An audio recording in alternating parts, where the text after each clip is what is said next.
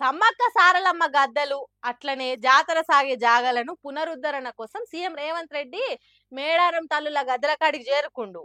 CM వస్తుండని సామాన్య భక్తుల దర్శనానికి బ్రేక్ కట్టేసి సీఎం సారు మంత్రులు పోయి అమ్మలను దర్శించుకుర్రు.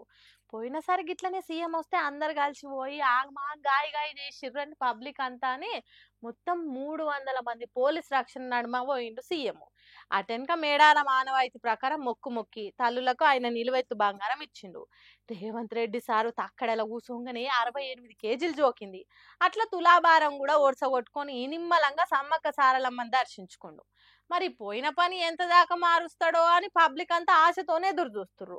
మళ్ళా జాతర కల్లా చెప్పిన మార్పులన్నీ చేస్తారా, ఏర్పాట్లు ఇంకెంత చక్కదనంగా ఉంటాయో అప్పుడే చూడాలి.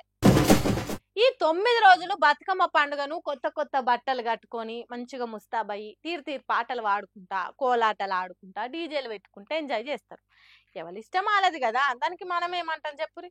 కానీ గీళ్ళ బతుకమ్మ ఆటలు చూడుర్రి ఏ తీర్లుందో.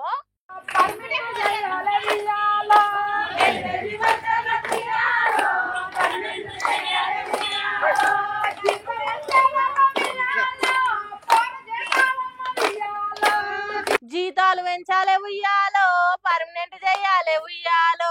గమ్మత్తుందిలే ఇలా స్టైల్ నిరసన.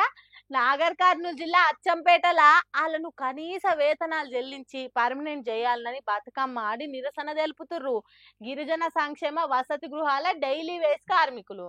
అందరిదొకషిత్ ఉంటే పాపం వీళ్ళకు పండుగ సంబరం లేకుండా జీతాల కోసం డ్యూటీల కోసమే ఉంది పికర్ అంతా.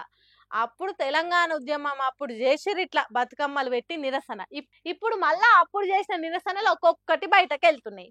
ఏం చేస్తాం, అంత సర్కార్ మాయా అంటుర్రు ఇది చూసిన పబ్లిక్.